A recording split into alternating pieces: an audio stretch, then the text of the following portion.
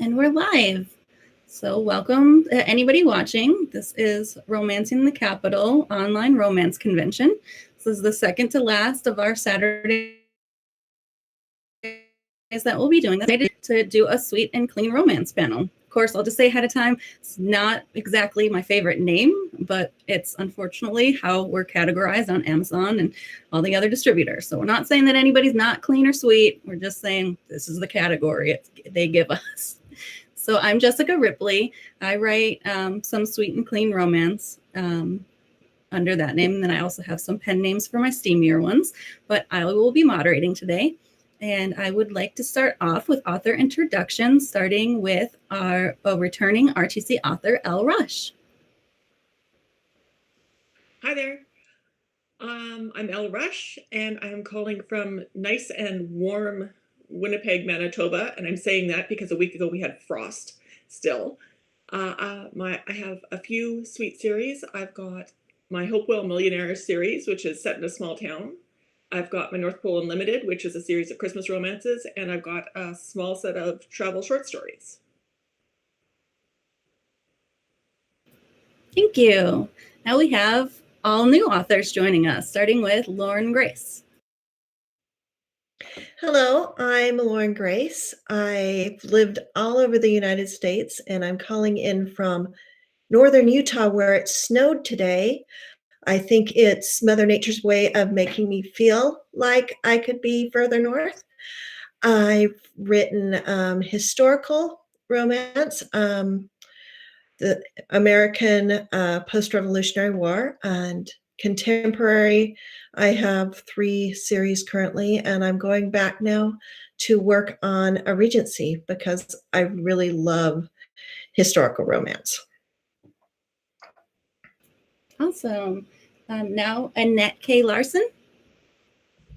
Hi, I'm joining from Boise, Idaho, and I have a 5-book series that is historical fantasy, and then 3 contemporary books after that. 1 a romantic suspense, 1 a novella, and then 1 more of almost a romantic comedy. Great. Next, Laura Haley-McNeil.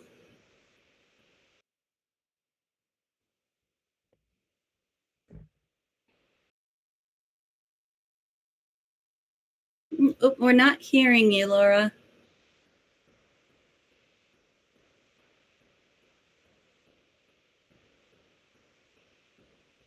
We still show you muted.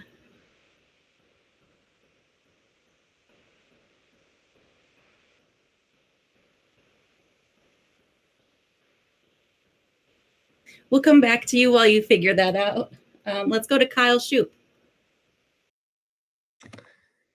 Yeah, hey, so I'm Kyle Shoop. I have finished and released a middle grade kind of fantasy trilogy, and that's been out. And then now I am in the middle of a 5-book clean romance series called the Senses of Love series. And then I'm also here in Utah, so I'm hoping that the snow that Lorin had this morning doesn't roll south. I'd like to not have any snow over this weekend. But yeah, that's me.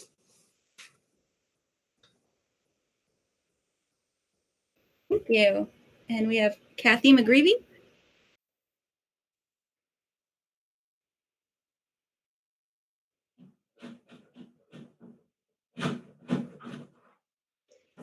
Hi, sorry, but it took a minute. I'm Cathy McGreevy, and I write historicals and suspense. And I live in California, and I don't want to brag, but it's beautiful today. So I have 5 books out, and I'm finishing up 3 because I don't write one at a time. I'm kind of ADHD, and I can't do that. So I split my time between, and I usually am writing a historical and a contemporary suspense at the same time. And I don't write series per se, but I do link my stories together because it's kind of an intergenerational saga. So you're going to see people pop up in different parts of history that are related to characters in other books. So glad to be here today. Thank you. Fun. And then we have Shannon Brown.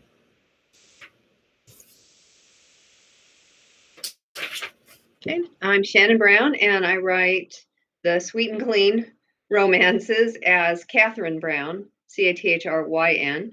And I'm originally from Alaska, and so 8 of those are set in Alaska. There's 4, and then a new spin-off series with the 3rd one of those releasing on Monday, and then the next one releasing soon after that. And they're kind of light and fun and happy. I write Hallmark movie sorts of contemporary romances. And then I also write as Shannon L. Brown. I do mysteries for kids. So like Kyle, some middle grade. And they're also light and fun because it seems to just be what I do. So thank you for having me here today. Thanks for being here. Laura, were you able to get yourself unmuted? Can you hear me now? Sure can. Oh, okay. All right. So I'm Laura Haley-McNeil. I'm in Colorado, and it's a beautiful day here. Unfortunately, I have a painter outside my house here, so I'm getting a little heat. I write women's fiction, romantic suspense, and clean, sweet romance, new adult. My new adult is Vermont Brides, and I've written 3 novels. And then my romantic suspense, I'm on my 8th novel in my suspense. And that's Crystal Creek series. Oh, thank you. I'm really glad everyone's joining us today. If anybody is watching live, so it shows we have a few people watching live right now, feel free to go ahead and ask us questions in the chat, and I'll ask the authors for you. The first question I have is, how did you get started writing, and why did you choose sweet and clean romance? So let's start with Lorin Grace.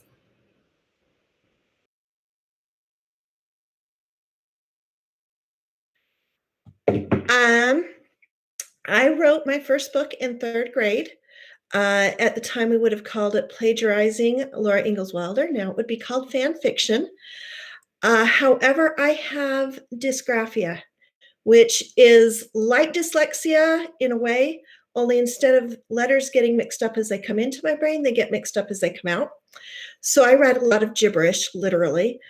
And so I stopped writing, but I had an influential high school teacher who realized what it was that I had and started teaching me some accommodations. And when I went to my 20th high school reunion, I sat down with her, and she was 83 at that time, and she had just released her first novel, and she gave me a pen, a silver-plated fountain pen, and said of all the students she had had in the 30 years she taught, I was the one that she wanted to see published. So I took that, and I had been closet writing for 20 years, and finally 3.5 years ago decided to publish my first novel. I've done another 15 since, and I owe everything to having awesome editors.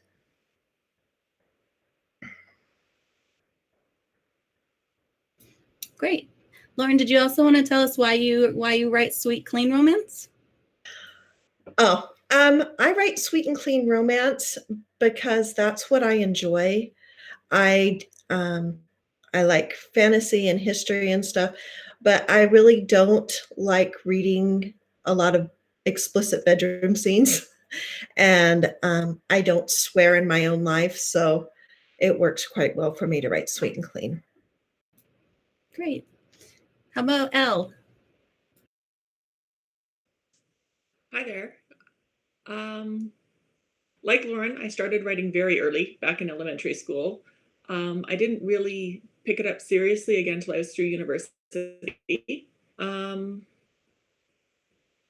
started out mostly writing actually sexier contemporary romance. And as I got through it, the sex scenes got harder and harder to write. Like, I'm all for a good steamy scene in some books I'm reading, but writing them is just really difficult. And I overdosed on Hallmark Christmas movies one year. I'm sure it happens to a lot of us. And I'm here, you know what? I could write that. It's sweet and light and lots of flirting and banter, which I really enjoy. And then I switched gears and moved into sweet romance. Awesome. Thank you. How about Shannon? Did we just lose? Oh, no, there she is. I did not write my first book in elementary school. I was in my 20s and I had just devoured sweet romances for years. And I said, after reading, Debbie Macomber started writing fun romances, and I loved that there was fun to them. I said, I'd love to write one of those if I had the time and a computer, because at the time, not every household had a computer. This was a while ago. And I got laid off from my job, and my brother bought a computer. And so that was weeks later. So I wrote my first book, and it was sadly not published, but it was a practice book. And then eventually I fell in love with the story for the kids ones, and I actually published it first. And after that, then I started doing the romances, going back to my first love. And I forgot to mention earlier that I live in Nashville, and it's a beautiful, really, really nice day here today. I'm sorry about the snow elsewhere, but I'm sure your day is coming. And let me see, I'm sorry, there was a second half of the question, and I don't remember the second half. How you got started writing and why sweet? I'm sorry? How you got started writing and why you chose to write sweet. Okay. I chose to write sweet because that's what I had read so much of all those years ago. I read romances. A friend, when I was in college, a friend gave me a paper bag filled with the old Harlequin sweet romances, and they were old even then. And I was like, this is so cool. I love these. And so I devoured that. And I just read so many of them that was the natural place that I went. I read different kinds of books, but I find that this is what I like to write. And I don't think I'd want to write the sex scenes either. I often skip them, honestly. I'm sorry, because it's like, I've seen that one before. Yeah. So, but yes, that's why. Thank you. Cathy.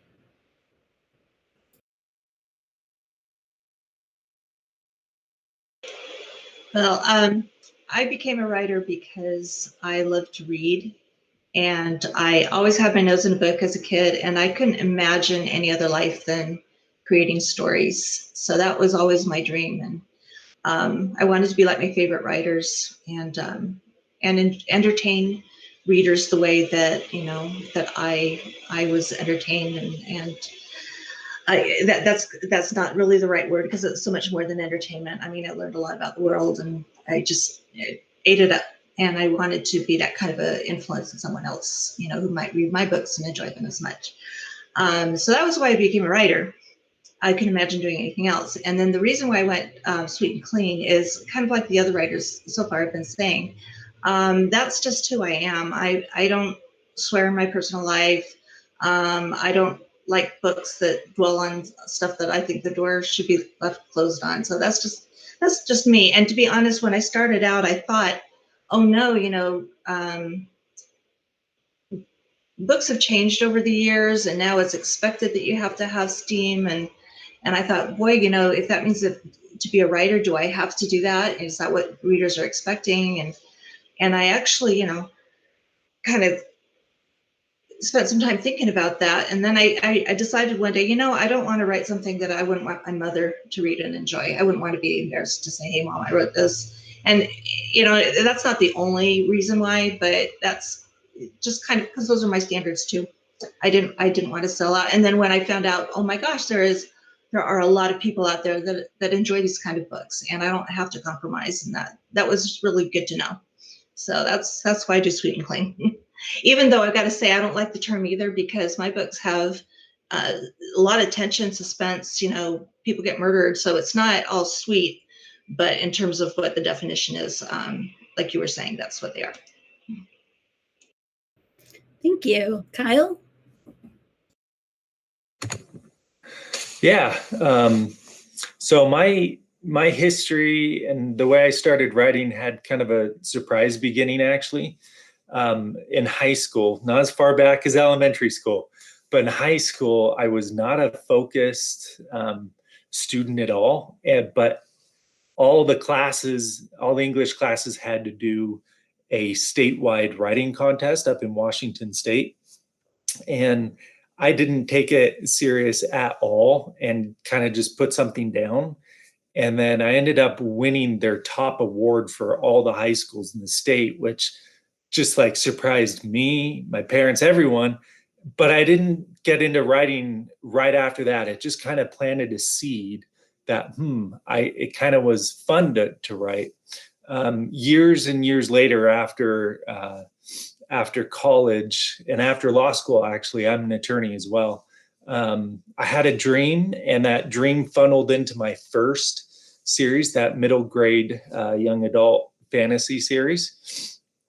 And towards the end of that series, that trilogy, there was one chapter specifically where I felt like finally this is where I wanted the point of the whole trilogy and the point of this character. And it was a very personal chapter for that character, and it just felt good to write.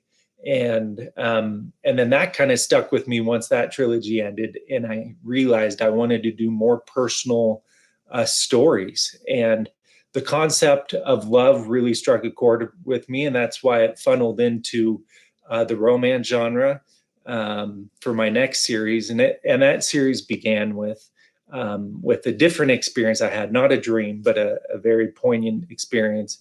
And why clean romance? It never really occurred to me to do anything other than that. As I sit here thinking about, why did I do this genre? I think it's because I wanted to focus more on the concept of love. I think that's one of the more moving and compelling themes in all of humanity. And if you think about the movie Jaws, I mean, how often is the shark actually on the screen?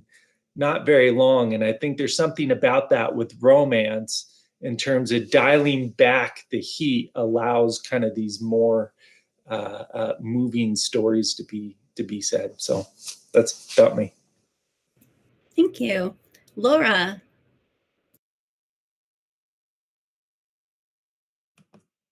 Can you hear me? Okay. I've always written. I've always been telling stories to myself. I had stories rolling through my head all the time, and so as soon as I could, I started writing them down, and it never really occurred to me to publish them until I was starting to investigate that, and then I did try to publish, and so just I'm getting some feedback here. So, but anyway, so when I heard about self-publishing, I thought, I'm going to get some of these stories together and just try and share them and see how it goes. And as far as clean romance, that's what I normally read, and so that's just what I was writing. I was more focused on the relationships than anything beyond that. So even though my characters are far from perfect, they've made mistakes, and then they have consequences too, and I help them to deal with that. So that's pretty much why I went into sweet and clean romance. Thank you. And then last but not least, Annette.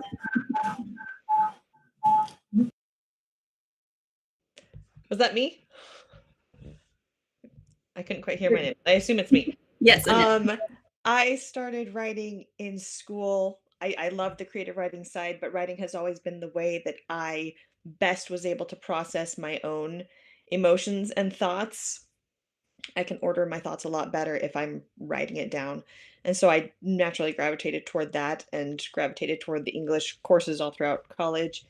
And then when I had my first baby and I had a bunch of time on my hands when she was sleeping all day, I decided to start writing a story, just kind of as I was like, maybe I'll finish this and give it to my family as a Christmas gift or something like that.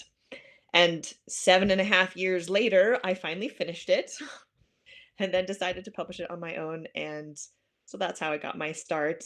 And I always leaned toward clean and sweet romance because, just like most people, that's what I love. That's what I gravitated toward. I love all the little tiny feelings of new love and the unsurety and the sweetness that can come with just, tiny touches and just being close enough to feel each other's energy. And I love being able to show the building of a love story through interactions and emotions and whatnot, and all that you can encompass before you get to any sort of intimate relationship. So that's why. Thank you. So that leads me to my next question.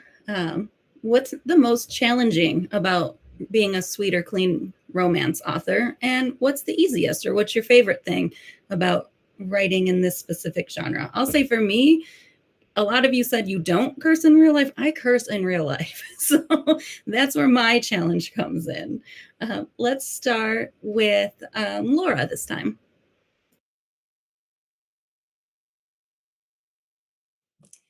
For the most challenging, I feel like I really need to focus on the relationship and not send pages and pages of what they could be doing. Oh, can you hear me? Okay. Yep, I can hear you. I just said goodbye, so maybe I'm on the computer now. Yeah, you're good. You can hear me? Yep. Okay. All right. So when I'm reading a romance and they're spending pages and pages about, the hero and heroine doing something else, and I'm just kind of like skimming through the pages, but I'm not doing that. I'm actually focusing on the relationship and how it can be deeper. And so that to me is a challenge right there. I'm sorry, what was the other question? The most challenging, but on the flip side, what comes most natural? What's the easiest? Most natural. I guess maybe that's the same thing, because then I'm taking the relationship and having these two people find out different layers of each other and realizing their emotions toward each other and dealing with that. And then also you want to have something else going on in their lives like in romance, where they're trying to get past something else that could be interfering with the relationship. And that can be a challenge, and that can be the most natural too, I think. So. Thank you. Annette, we'll go to you next. I think the most challenging lately, when I switched into contemporary, was dealing with, do I include a few swear words because the situation really calls for it, and how much do I hold back? Because I want it to be realistic, but I also want to respect that my readers, all my first five books were squeaky clean, and I didn't want to lose readers because of that transition into like just a little bit more raw and realistic, and trying to decide how much to respect the authenticity of the story I was trying to tell and how much to respect what my readers really wanted. And it's also hard to even know what readers want because there's such a large gamut. Some of them won't care at all if there's a few mild swear words in there, and some of them there's one swear word and they're just they can't do it anymore because they were really relying on the strictly clean. And so that's tough to balance. And the easiest, I don't know, just for writing in general, dialogue is my love. I love it. I love getting into conversations and just letting my characters talk to me and seeing where it goes, and seeing where they want to push their relationship. I think we're all a little bit crazy like that. We're like, what will my characters do? I don't know. When everyone's like, didn't you write that character? So I love seeing where my characters want to go instead of making a predestination for them that I've determined. Thank you. We'll do Lorin Grace next.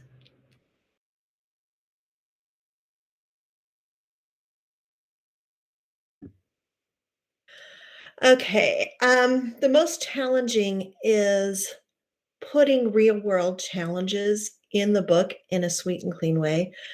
I've written some books that touch on postpartum, some on Me Too. One girl discovers that she was actually the product of a rape.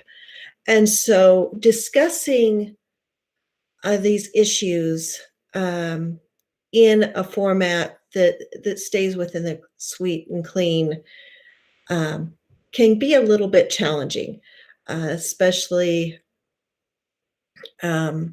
when it is a contemporary versus a historical. The historical, there are some constraints of the time period I can put in. So including these topics that I want to discuss with my readers through fiction can get a little bit difficult. The easiest thing for me is the ideas. In fact, that's actually becomes a problem because I think I have something like 8 novels semi-outlined at this point, and I actually cannot write fast enough to keep up with the ideas. So there's my easy is a problem too. Thank you. Elle Rush. Like you, I do curse in real life. I don't let off a string of bombs or anything, but they do slip in there. So keeping an eye on that is hard. But the most challenging part is adding conflict to a romance. Because what I'd like to read is they meet and they go on their first date and they go on the second date and they fall in love and they live happily ever after. But you've got to put some conflict in there, add some drama. So that's always very challenging, and my editors are always saying, no, just make it a little bit worse. But I don't want to. For the fun, the easy part, I really enjoy writing the first couple of dates because my characters, one of them will plan the first date, the other will plan the second date. So I try to get them to have unique experiences, especially compared to the previous books, and reveal bits and pieces about themselves to each other and to the readers. And I always find that to be a lot of fun.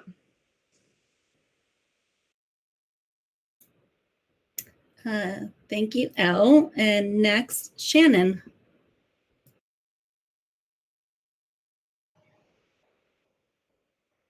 I think the hardest thing to me is that I would like to plot my books in advance, but I'm not a plotter. And so I have all these ideas and I just have to dive into the story and see where the characters and, it all goes. I'm in the middle of one of those right now. And it's like, you can, the impending sense of the edit coming with all these things going on, but at the same time, that's fun. And so that's a good bad thing right there. I love meeting the characters and seeing who they become and who they tell me that they are. For just pure fun, I love the dialogue and the banter, and I could spend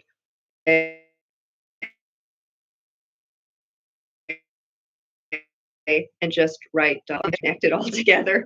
And so then that comes into a little bit of a bad right there. Thank you. Cathy?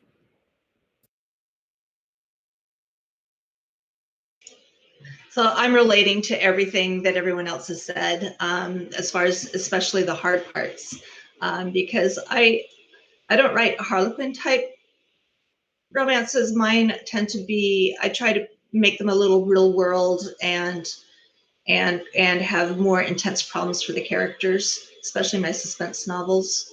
And it's true that sometimes you want to portray something that's very gritty in a way that, again, doesn't offend readers and that stays in the tone that I'm trying to create.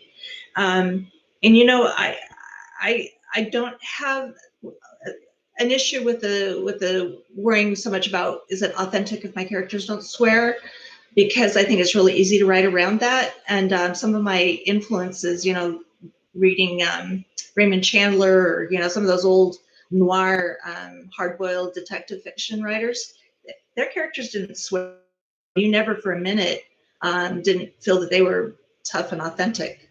So, just saying that he swore, to me, that does the job. I don't have to know exactly what, you can decide for yourself what word to put in there. I don't think it affects the story. But yeah, the situations, And also, okay, so that I think I covered what's hard. And what's easy is I think everybody has been saying, that they love to write dialogue, and I do too, because that's the fun of writing what we write is the relationships and characters coming together, and I love that. So that's my favorite part. Thank you. And Kyle. Well, this is so awesome, by the way. Let me just say, to hear all the other authors talk about what's easy and hard for them, because it's kind of reassuring on my end to think, oh yeah, I've struggled with that before. And so it's great to hear. In terms of crafting a story, I think the hardest part for me, what came to mind, so I have a book that's going to come out in a couple months. And the main character the setting is in New York City. And so it's a girl that goes on a lot of dates.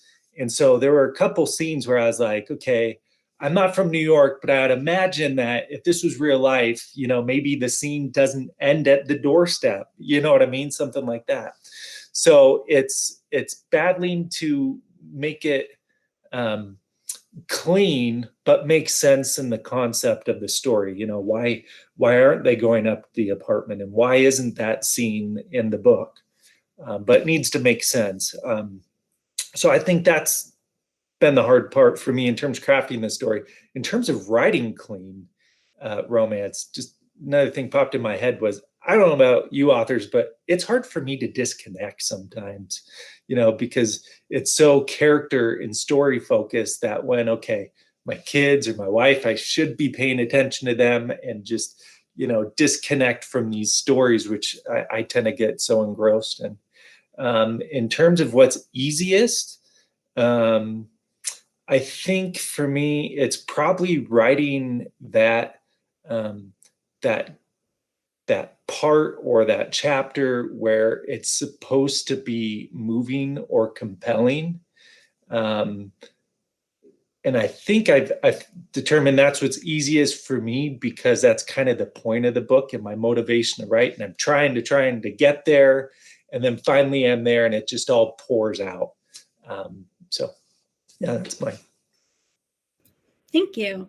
So we're going to jump to a question from the live stream. It's from Gary Cito, and it's to Kyle.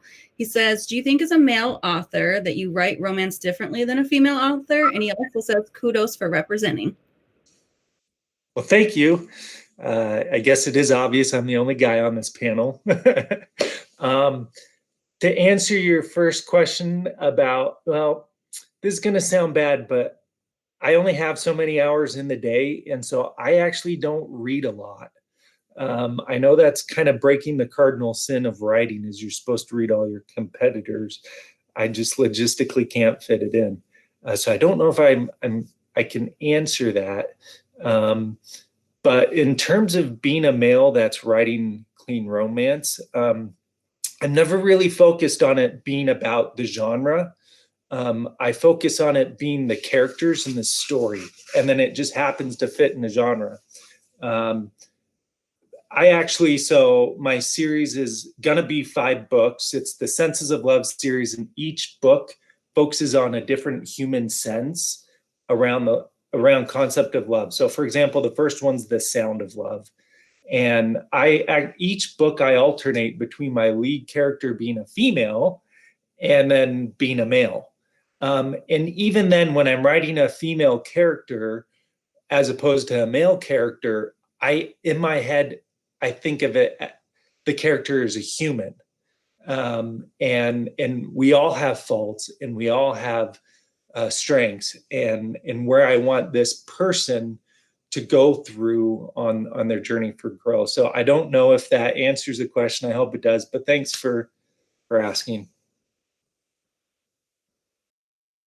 Thanks, Kyle.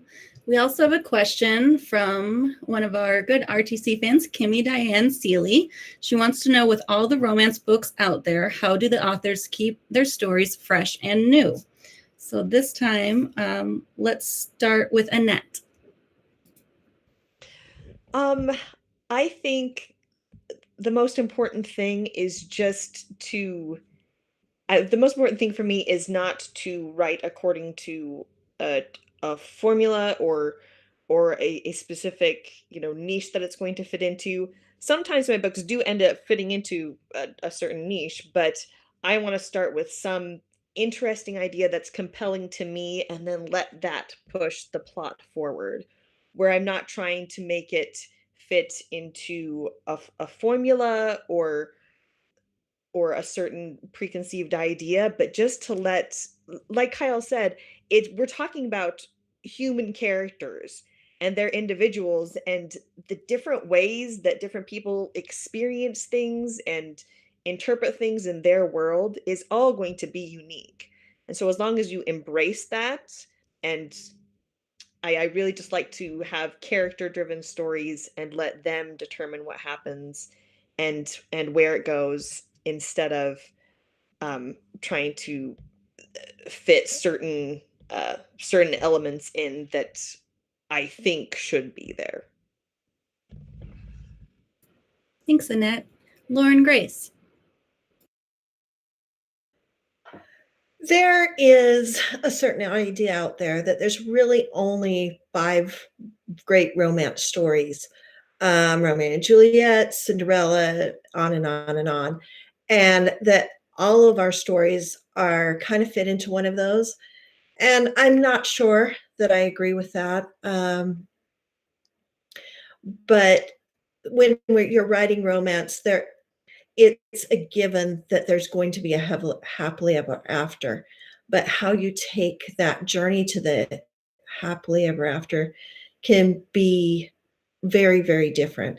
And I draw on maybe an acquaintance here, or something I've imagined there. And I think in my brain it just kind of all goes and mixes, and my characters will come out and sometimes they'll surprise me. Samuel will decide he's going to kiss Lucy 2 days before I've plotted that he's going to kiss Lucy, and it worked much better. And so listening to my characters and letting my outline kind of bend to their will, and just finding a different path to getting to the happily ever after. And maybe I do steal a little bit from the iconic Cinderella story, but I don't need to put her in a blue dress at a ball in order to do that. Thank you. Elle? I'm going to try very hard to unmute or mute at the end of this and not hang up again accidentally. How do I keep it fresh and new? There's so much good stuff out there. As most of my friends know, I am a Sharknado aficionado. I love it. I think it's just the most hilarious thing out there. And the more the movies progress, the more they pulled in from everywhere else that they could find. So I try to keep my books new by reading and taking a bit of this and a bit of that, whatever sounds like fun. And I won't necessarily pull brand name anything in and put it in my books, because I find it dates things very quickly. But let's just say, did you hear about that new reality show with the tiger? Right now, you know what it is. 2 years from now, there could be a new reality show with a different tiger. So it sounds fresh, but mostly it's, I think as a writer, if I have fun with something, the readers are going to have fun with it. That's good advice. How about Shannon?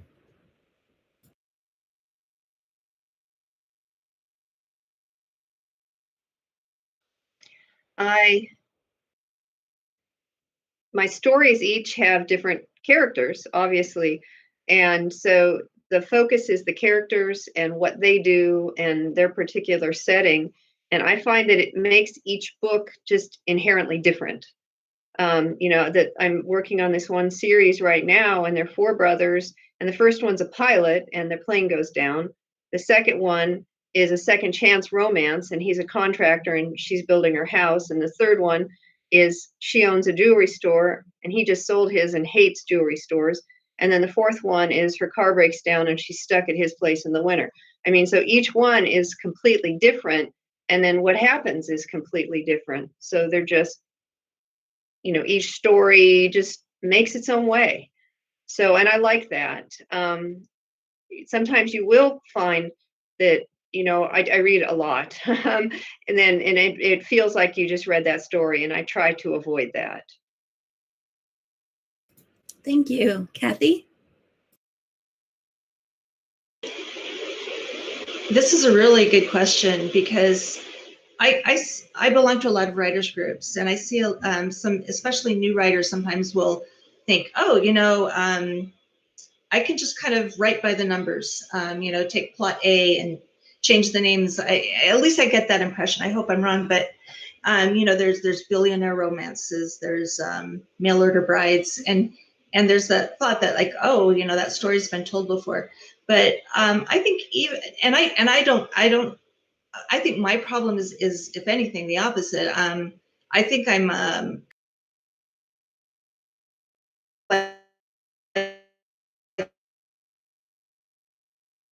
on the edges of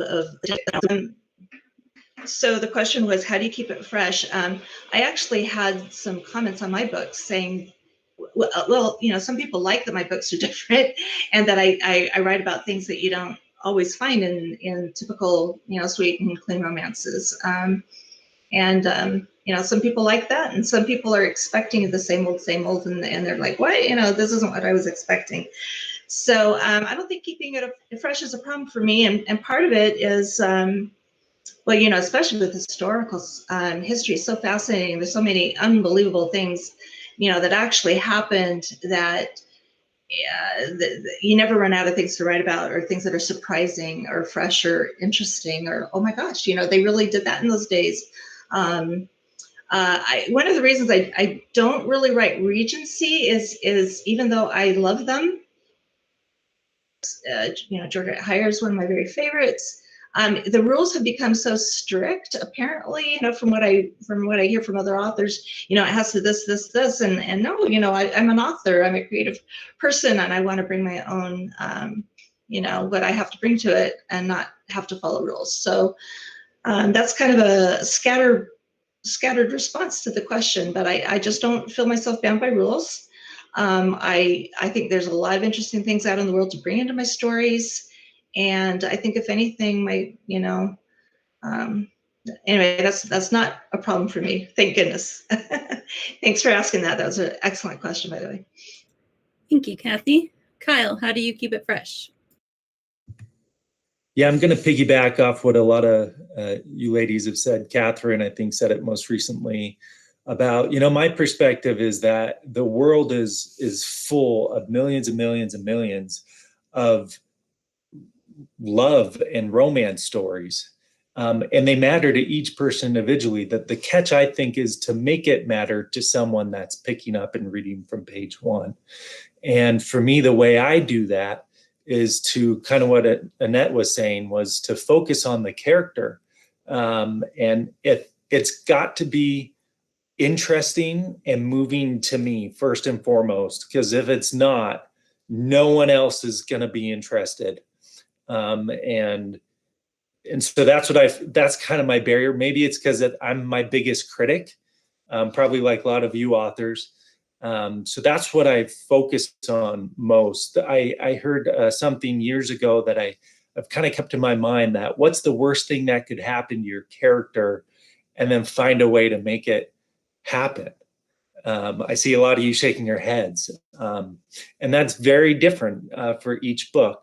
In terms of my first book, though, something that I did to try and add, make it a little bit unique was, so I mentioned the first one's called The Sound of Love, and not the main character, because that's a female, but the guy in the book is a singer-songwriter musician. As you can tell from the guitars in my back wall, I happen to play. It was never in my intent to do this when I started writing, but halfway through I realized, wait a minute, I record music and I can link to that in ebooks. So I wrote my own soundtrack for his songs that he wrote for the character and linked to it. So there's always just kind of ways, we're very creative as authors to think of ways to try and make it leap off that page. And for my first book in this series, that's how I did it. So. Thank you. And Laura. Okay, I think that since we're all very unique human beings and we all have different backgrounds, that we kind of just make our stories fresh automatically. I was talking to somebody about the premise of my current book, and she said, well, that's just like my book. That's kind of weird. And I thought, well, I don't think our books will ever be the same because I'm not you, and I'm going to write something differently. But what I really try and focus on is people always remember how you make them feel. And I want the reader to feel. And so that's, with each sentence that I write, I want to make sure that the reader is feeling an emotion when she reads that sentence. And that's, I feel like when a reader can feel something, then that makes it fresh for her, and she can see the story through, through her emotions, through her feelings. And that is my point when I'm writing. Thank you.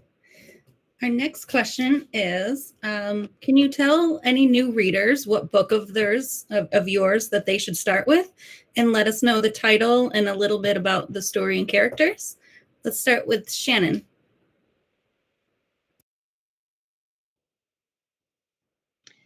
Probably the Alaska romances, and you can start in two places, but I'll start at the very beginning because I have the spin-off series. So it's Falling for Alaska, and the characters are Gemma and Nathaniel, and they live across the street from each other. And the idea for this book came to me while I was binge watching Flea Market Flip on HGTV.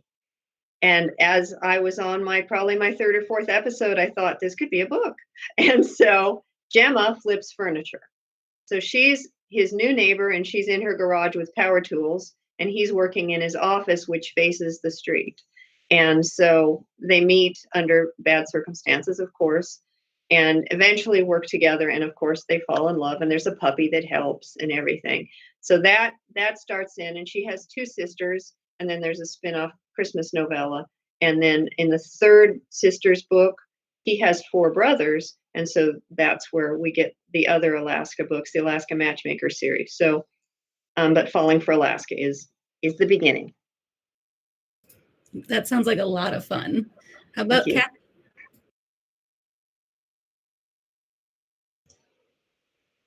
So my books can be read as standalones, but I would recommend starting with The Gardener's Tale because it's chronologically the earliest of the books, and the characters in the following books all have some relationship to the characters in that one. And that one is talking about breaking rules. It's a Georgian novel. It's set in the right after the American Revolution, and it starts in England, and then the main character, through misfortune, ends up coming to America as an indentured servant, and then finds success and love in America. So it's you've got a little bit of traditional the English type of romance mixed with American Revolutionary War era things going on, and then.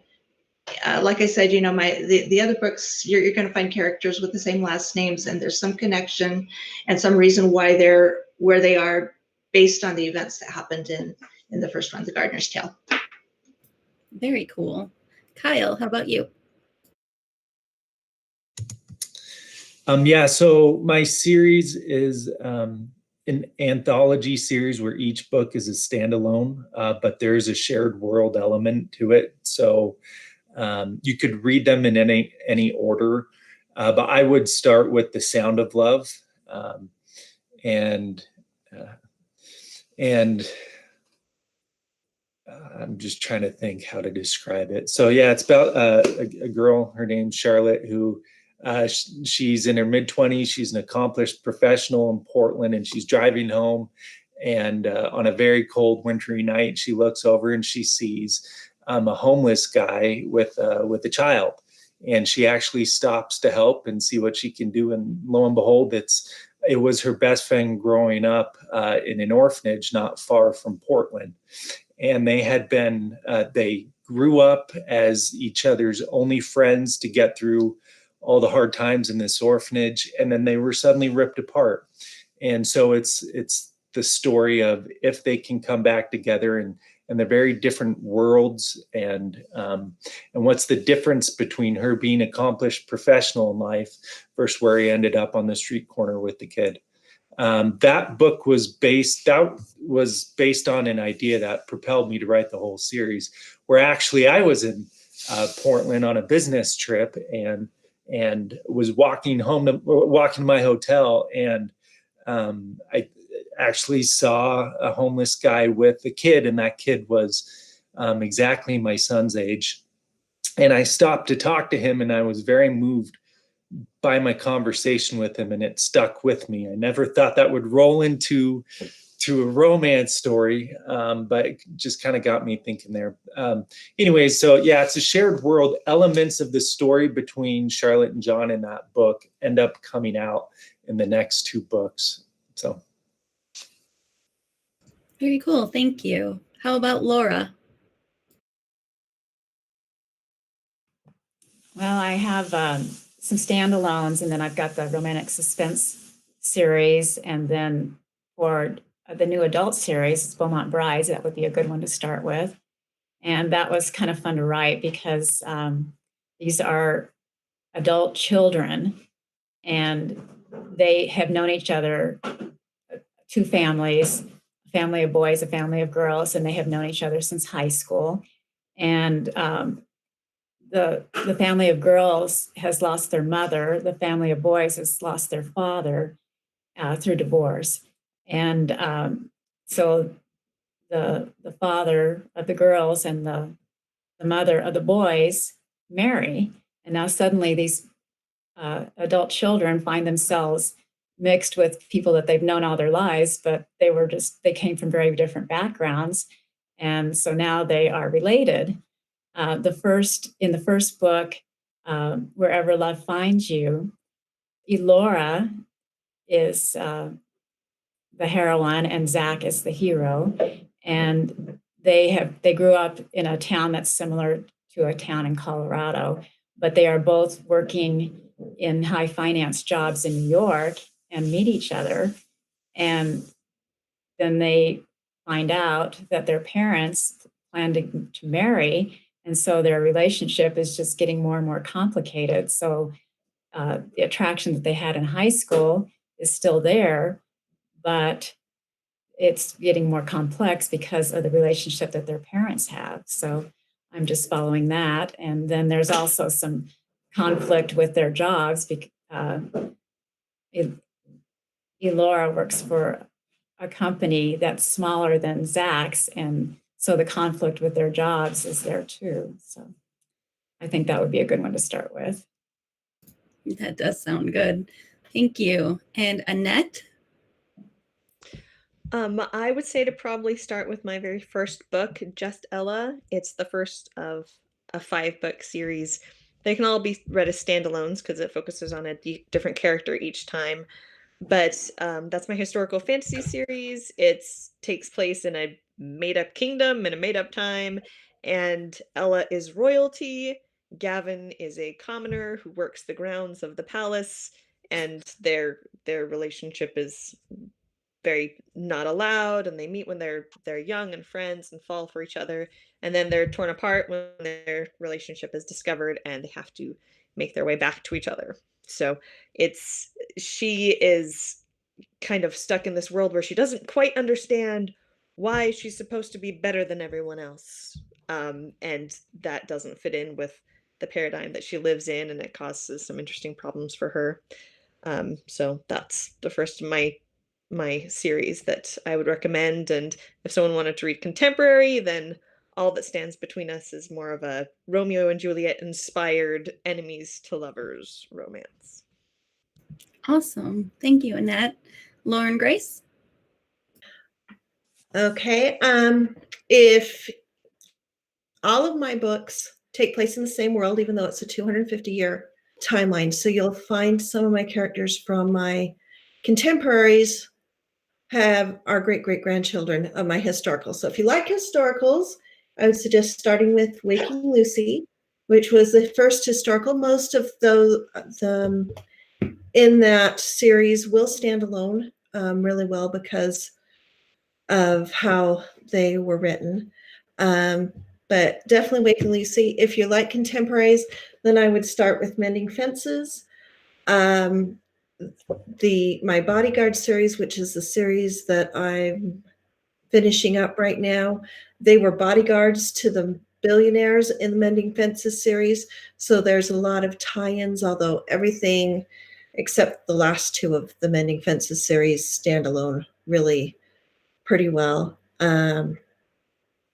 And so I guess it's just more of what you enjoy. If you like historicals, then start with Waking Lucy. But if you like contemporaries, I'd start with Mending Fences. Thank you. And Elle. To start, you might as well start at the beginning. My newest series is The Hopewell Millionaires, and the scenario is a dozen kids from a small town get together for their 10-year high school reunion, and as a gag, they all buy a lottery ticket and they win $50 million, which they then split. And if you're very quick, you might still find Dr. Millionaire for free on Kindle, because I recently ran a promo and the price hadn't changed as of this morning.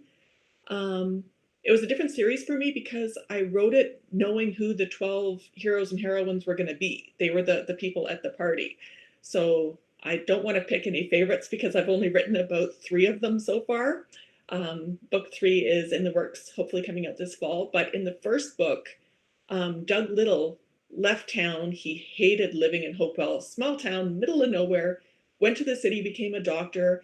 And if you remember Northern Exposure, he signed a contract where he had to go work in a small town to pay off his medical school bills, and he gets sent back to his hometown. So his whole plan is to get out of there as quickly as possible. Unfortunately, he runs into the girl he had a crush on in high school, and things develop. And without spoiling anything, happily ever after. So I'd check that out. And if I can put in a bit of a plug, if you sign up for my newsletter, you might get the first book of a different series. Awesome. Thank you. Well, we're coming up on our hour. So then our last question to ask everybody is, what's going on with you right now? What are you working on, or what's come out recently that readers can look for, or what's coming out soon that they should pre-order or look for and wait for the pre-order? Let's start with Laura. Okay, I'll have a Christmas billionaire romance coming soon. I'm almost finished with that. What I'm working on right now is another romantic suspense tentatively titled Kiss a Stranger. And this has really been fun because it's something that I wanted to write for a long time. It's a woman who leaves an abusive relationship and discovers that she's pregnant. And then the hero is a rodeo star. And I've always been partial to rodeos. So this has been great fun to investigate and research and just follow this relationship as she tries to learn to stand on her own 2 feet. And he is just somebody who wants to be there because he missed an opportunity before, and he's determined not to miss that opportunity again. So that one should be done by the fall. Awesome. Thank you. And Kyle. Okay, so like I said, I have a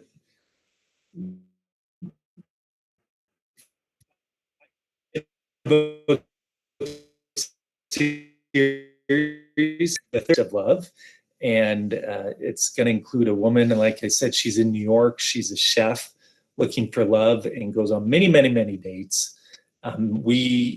I will probably have that out in a couple months. And actually, this is not planned. I just realized this is going to be the cover. So that's kind of the editing copies I got back. And then I'm currently writing the 4th in this series. So each book is focused on one of the senses. And so this one is going to be on sense of smell. So it's An Aroma of Love, which is a candle maker in Jackson, Wyoming, and his story of finding love. And then also, like, I forget if it was Lorin or someone else said that they like to write multiple books at a time. I also started writing kind of a Game of Thrones type novel that'll be in a new series. I'm writing multiple at one time, but A Taste of Love should be out by the end of July. So Awesome. Thank you. How about Annette? I am desperately trying to finish up my work in progress now. I'm nearing the end and hopefully will finish up in a few months. It is as yet untitled, but might be called Song of the Prodigal. I don't know. It is about two best friends who grew up together in high school. He's a musician.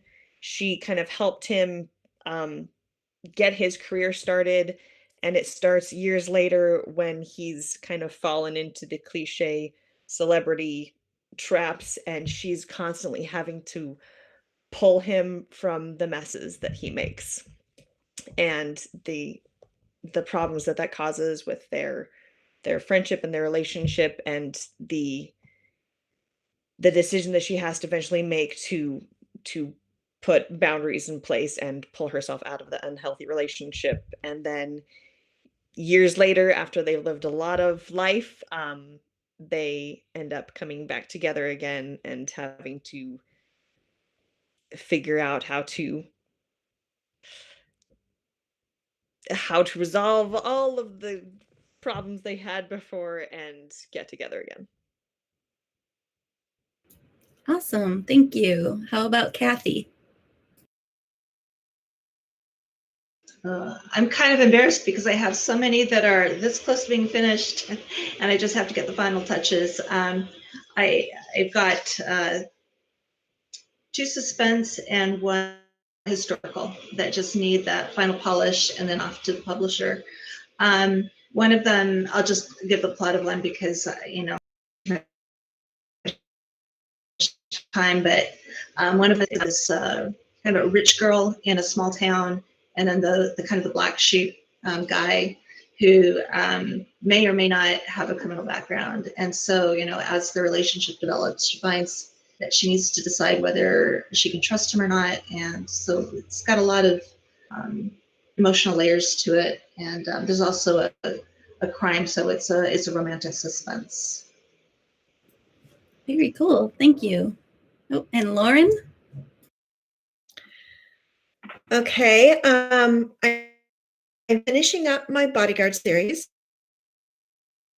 Not the Bodyguard's Boss was just released. Not the Bodyguard's Princess is in editing, and I'm writing Not the Bodyguard's Bride. Different bodyguards, by the way, they're all brothers. And then I just released a really fun thing I did with my readers group. With everything going on, I said, what happens if we write a real-time romance? So I started on April 1st, April Fool's Day. At the end of the chapter, I wrote a question. They answered it. I wrote a new chapter that night. And so I wrote a chapter a night and released it the next morning, all through the month of April, until we finally got an HEA. And so I've released that as just a magnet. You can get it free if you sign up for my newsletter. And now I'm deeply, deeply researching Regency. Probably can't see all the books behind me, but half of them are research books for the Regency era, so I can start my Regencies this fall.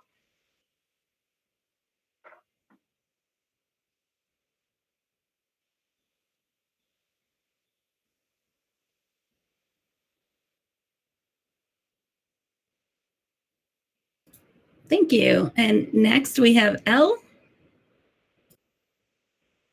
Well, I can't believe that after bragging about, hey, it's warm outside, I'm going to say this, but I finished up the first draft of my 5th Christmas book, which will be coming out in November, but it'll probably be going up for pre-order soon. If you've read the first few, Jilly is a matchmaker and a pot stirrer, and she's finally getting her turn.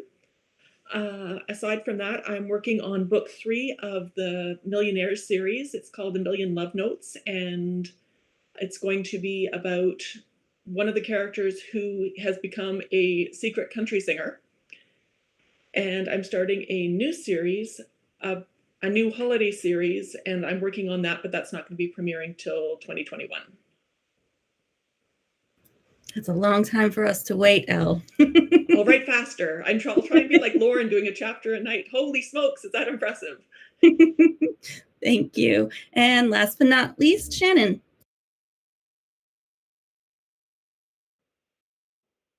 Okay, and thank you. I think it was Lorin who got her covers first. That had not occurred to me. This is my spin-off series. I have Accidentally Matched and Finally Matched are the first 2 books in that series. The third one is Hopefully Matched, and it's on pre-order, releasing on Monday. And the fourth one, I believe I'm going to finish writing today. I'm really, really hoping that. And that's set for a pre-order in July, but I believe I'm going to be able to pull that back and release it in June. So it's 4 brothers, all very different, all in Alaska, where I'm from. That's why I've written that series, because I was born and raised there. So that's it. Well, awesome. Well, that's our hour. So we're all done here. I hope you guys had some fun joining us. I hope the readers got to find some new authors. I know, I mean, I want to pick up all of your books, but, you know, like we all have that much time, but I'm going to try. So thank you all so much for joining us. For the RTC people watching, that's the last panel for today. And then we have 3 more next Saturday. And that's it for RTC Online. So we hope you join us then. And thank you so much, all the authors, all the sweet. Thank you, Jessica. This was wonderful. Thanks, Jess.